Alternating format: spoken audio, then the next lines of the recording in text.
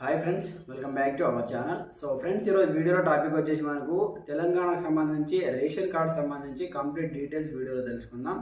So చాలామంది ration card సంబంధించి మనకు కామెంట్ చేస్తున్నారు, మెసేజ్ పెడుతున్నారు అన్నమాట. సో రేషన్ కార్డు మీకు అప్రూవల్ అయిందా లేదా, సార్ ఇంకా ఎప్పుడు అప్రూవల్ అవుతుంది, పెండింగ్ అని చూపిస్తుంది, ఏం చేయాలని చాలామంది కామెంట్ చేస్తున్నారు.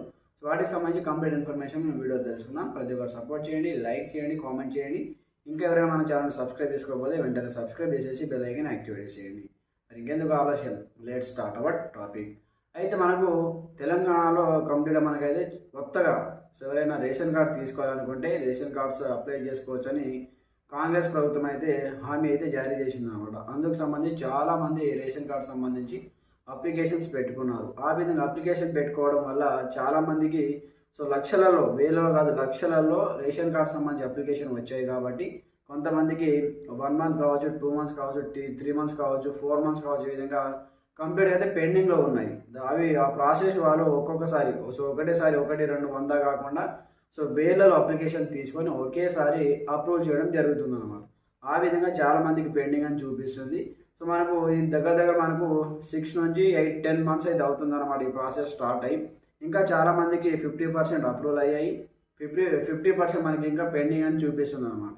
అయితే వాళ్ళు ఏం చేయాలి? మీరు మీ మండలాల్లో మీకు సపరేట్ రేషన్ కార్డు కోసం అప్లికేషన్ పెట్టుకున్నప్పుడు అప్లికేషన్ మీ సేవలో పెట్టిన తర్వాత ఆ జిరాక్స్ సెట్స్ అన్ని మీరు తీసుకెళ్ళి మండల ఆఫీస్లో ఎంపీడీఓ గారికి లేదా అక్కడ సివిల్ సప్లై ఆఫీసర్స్ అధికారులు ఉంటారు కదా, వాళ్ళకి ఇవ్వాలి. ఇచ్చిన తర్వాత వాళ్ళు వెరిఫై చేసి అప్రూవల్ కోసం కలెక్టర్ ఆఫీస్కి పంపించడం జరుగుతుంది. అక్కడ కలెక్టర్ గారు కంప్లీట్గా అవి డాక్యుమెంట్స్ అన్ని వెరిఫై కరెక్ట్ ఉన్నాయా లేదా అవి వెరిఫై చేసిన తర్వాత వాళ్ళు సిగ్నేచర్ చేసి అప్రూవల్ కోసం మళ్ళీ ఎంపీడీ ఆఫీస్కి రావడం జరుగుతుంది అన్నమాట, మండల ఆఫీస్. అక్కడ మీకు సంబంధించి కంప్లీట్ డాటా సేకరించి మీకు రేషన్ కార్డ్ జారీ చేయడం జరుగుతుంది. అలాగే మీ యొక్క రేషన్ కార్డ్ పెండింగ్ అని చూపిస్తే ఏ విధంగా చూడాలి, దానికి సంబంధించి వెబ్సైట్ ఏంటి, ఎక్కడ పెండింగ్ చూపిస్తుందో దానికి సంబంధించి కామెంట్ చేస్తే నేను దానికి సంబంధించి సపరేట్ వీడియో కూడా చేసి మీకు అప్లోడ్ చేస్తాను రేపటి వరకు.